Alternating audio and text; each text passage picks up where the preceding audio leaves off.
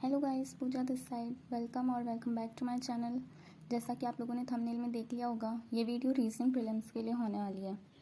सबसे पहला डाउट तो जो मोस्टली लोगों को आता है, जो मुझे भी शुरू में आता था कि क्या पेड क्लासेस मुझे लेनी ही पड़ेंगी, क्या उनके बिना सिलेक्शन नहीं हो पाएगा। देखो, सिलेक्शन तो पेड क्लासेस के बिना भी हो जाएगा। मेरा अभी नहीं हुआ है, वो अलग बात है, होपफुली हो जाएगा अभी। बट मेरा जो मानना है वो ये है कि बैंक एग्ज़ाम्स के लिए इतना मटेरियल फ्री में अवेलेबल है कि अगर कोई पढ़ना स्टार्ट करे ना तो 2-3 साल तक तो पूरा ही नहीं होने वाला। तो पेड वेड का तो मुझे इतना ठीक लगता नहीं है। मैं तो फ्री सोर्सेज ही बताने वाली हूँ। जो मैंने किया था वो यही था। मैंने तो कोई पेड बैच लिया नहीं है। प्रीलिम्स मेरा अभी तक एक भी रुका नहीं है, एक्सेप्ट आरबीआई असिस्टेंट। उसके अलावा मेरे सारे प्रीलिम्स क्लियर हुए हैं।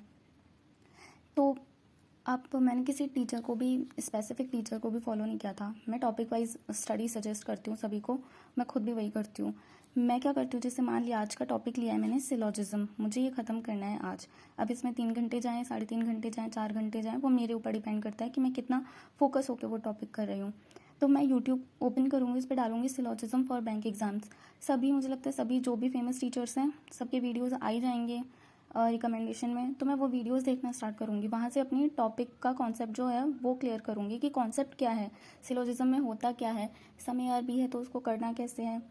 तो मतलब मोस्ट ऑफ द वीडियोस देख लूँगी मैं, 3, 4, 5, 6, जितने में भी मुझे लगेगा कि हाँ मैं 1-2 क्वेश्चंस करने लायक हो गई हूँ, एक बार क्वेश्चन करके देखने लायक हो चुकी हूँ, मुझे समझ आ चुका है कॉन्सेप्ट, मैं उतने वीडियोज़ देख लेती हूँ, 4, 5, 6 जो भी हैं। फिर वीडियो देखने के बाद कॉन्सेप्ट अच्छे से कर लिया, उसी कॉन्सेप्ट को मैं एक बार 24 घंटे से पहले एक बार कॉन्सेप्ट रिवाइज कर लूँगी कि कॉन्सेप्ट क्या था। फिर क्या करूँगी, जब भी नेक्स्ट डे करूँगी, दूसरा टॉपिक वीडियो से ना करने की बजाय जो सेम टॉपिक जो एक दिन पहले मैंने वीडियो सोर्स से किया था उसके ही क्विज़ लगाऊंगी। जैसे फ्री क्विजेस अवेलेबल हैं बहुत सारे अड्डा 247 पे। वहाँ पर टॉपिक वाइज क्विजेस भी आते हैं बहुत बार, सिलॉजिज्म के, ब्लड रिलेशन के, डायरेक्शन एंड डिस्टेंस, इन सब के। तो वहाँ पर मैंने जो भी टॉपिक किया है उसका क्विज़ लगा लूँगी, 10-15 क्वेश्चन आते हैं उनको लगा लूँगी। पहला मेरा फोकस स्पीड पे ना होके एक्यूरेसी पे होता है। हमेशा हमेशा हमेशा ये ध्यान रखना है कि स्पीड आपकी ओवर द टाइम बन जाएगी, बट आपको जो फोकस करना है वो एक्यूरेसी पे करना है। जैसे बोलते हैं ना, अगर कोई स्कूटी या बाइक सीखता है तो स्टार्टिंग में स्पीड का नहीं सोचता कि स्पीड मुझे तेज़ करनी है, मुझे फास्ट चलाना है, नहीं, बिल्कुल नहीं। हमेशा हम ये सोचते हैं कि हम गिरे ना, हमें चोट ना लगे। सेम वही कॉन्सेप्ट यहाँ बैंकिंग में भी लागू हो जाता है। हमें स्पीड पे फोकस नहीं करना, फोकस करना है अपने कॉन्सेप्ट बिल्डिंग पे और एक्यूरेसी पे। तो मैं 10-15 जो भी क्वेश्चन करूँगी, वहाँ जो भी गलती हुई मैं कॉन्सेप्ट से वापस रिवाइज कर लूँगी कि मैंने क्या गलत किया है और ये क्यों गलत हुआ है। अभी क्योंकि थोड़ा ओनली ए फ्यू ये वाले नए नए कॉन्सेप्ट आ गए हैं तो गलत हो जाते हैं स्टार्टिंग में, तो वो सभी ठीक करना है। सेम यही कोडिंग डिकोडिंग के लिए मैं 2-3 टीचर्स इसलिए सजेस्ट करती हूँ क्योंकि हमें पता चल जाता है कि हमें किसका अच्छे से समझ आ रहा है। मैंने सिलॉजिज्म पुनीत सर से किया था, कोडिंग डिकोडिंग अंकुश सर से किया था, एंड पजल बहुत मिसलेनियस टीचर्स और बहुत सारे टीचर्स से किया था। तो ऐसे ही है, इसलिए मुझे लगता है ऐसे कर लेना चाहिए ताकि आपको आइडिया हो जाए कि आपको कौन से टीचर का अच्छे से समझ आ रहा है और आपको कौन सा मेथड अच्छे से समझ आ रहा है, आप उससे करो। क्योंकि एग्ज़ाम में आपको ये नहीं करना ना कि आपको किसी एक टीचर को रिप्रेजेंट करना है, वहाँ पर तो आपको अपना टाइम बचाना है सिर्फ। अब आप किसी भी टीचर को फॉलो करो, अगर आपका टाइम बच रहा है और आपका कॉन्सेप्ट क्लियर हो रहा है, आपको नंबर मिल रहे हैं, तो क्या दिक्कत है करने में। तो मेरा यही था। और फिर अड्डा की, जैसे अगर मान लो क्विजेज़ दे दी, प्रैक्टिस मोड पर बहुत सारी फ्री क्विजेज़ हैं, वहाँ पर से आप टॉपिक टेस्ट दे सकते हैं। कोई भी टॉपिक लिया, जैसे आपने आज डायरेक्शन कर लिया, डायरेक्शन के जितने भी क्वेश्चंस थे सॉल्व कर लिए।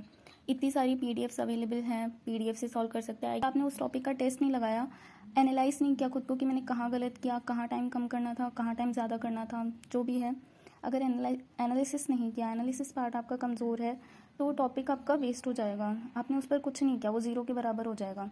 तो मैंने तो वैसे किया नहीं अभी टॉपिक टेस्ट, तो मैं अभी स्टार्ट कर रही हूँ स्मार्ट किड आके for NICL AO mains, but मुझे अच्छे लगे, मुझे लगता है प्रीलिम्स के लिए भी बहुत अच्छे हैं। आप लोग स्टार्ट कर सकते हैं यहाँ से भी। और स्ट्रैटेजी तो बस यही थी मेरी, कोई परफेक्ट स्ट्रैटेजी किसी की होती नहीं है, जो फॉलो करते हैं वो धीरे धीरे स्ट्रैटेजी बन जाती है। बस आई फील कि 2 साल में मैंने जो सीखा है बैंक एग्ज़ाम के लिए वो ये है कि आपको प्रैक्टिस खुद से ही करनी पड़ेगी। अगर आपने प्रैक्टिस छोड़ दी या आप प्रैक्टिस नहीं कर रहे हो तो आप कोई भी कोर्स ले लो, कोई भी वीडियो देख लो, उससे नहीं होगा। क्योंकि सिर्फ क्वेश्चन सॉल्व नहीं करना, उसको आप हर, मतलब जैसे होता है ना, माइक्रो इकोनॉमिक्स में एक कॉन्सेप्ट होता है यूटिलाइजेशन का, तो मुझे लगता है वो यहाँ परफेक्टली फिट होता है कि आपको हर हर नए सवाल में अपना जो टाइम है वो कम कैसे करते हुए जाना है। जैसे आज आप सिलॉक्स के 5 क्वेश्चन 2 मिनट में कर रहे हो, अब आपकी कोशिश ये होनी चाहिए कि आगे 4-5 दिन में इतनी प्रैक्टिस हो जाए, इतना टॉपिक हो जाए कि वो 5 क्वेश्चन 1 मिनट में हो जाए। हाँ, मैं तो भूल ही गई सबसे इम्पॉर्टेंट चीज़, पज़ल कैसे करनी है। पज़ल के लिए भी यही क्या था। पज़ल में क्या करो, सबसे पहले पज़ल की टाइप्स लिख लो। मुझे प्रॉब्लम होती थी कि जो स्टैक वाली पज़ल होती है ना यार, ये जो स्टेक वाली पज़ल होती है ना कि 8 स्टेक हैं, ऊपर से नीचे रखे हुए हैं, 8 बॉक्सेस हैं, उनमें आम, संतरा, केले ये सब हैं, इनमें थोड़ी सी प्रॉब्लम होती थी। तो क्या किया, एक दिन डाला box puzzle for bank exams. खूब सारे वीडियोस आ गए, सारे देखे कि कैसे सॉल्व करना है, मैं क्या गलत कर रही हूँ, टीचर्स क्या बता रहे हैं करने के लिए। तो एक दिन में मैंने बहुत सारी पज़ल कर ली। तो अब वो जो कॉन्सेप्ट था वो मेरे दिमाग में आ गया कि मैं क्या गलत कर रही थी। बस यही स्ट्रेटजी होती है जो भी पज़ल्स होती हैं, लाइक ये सिटिंग अरेंजमेंट, ये हो गया, सर्कुलर हो गया, रेक्टेंगुलर हो गया, जो भी सारे होते हैं। आप लोग एक बार बैठो, टॉपिक्स के नाम लिख लो और सब कुछ, मतलब इतना माइक्रो लेवल पर एनालिसिस कर लो कि आपका ये ना बचे कि ये टॉपिक रह गया। सबसे सबसे ज़रूरी बस यही है, माइक्रो एनालिसिस।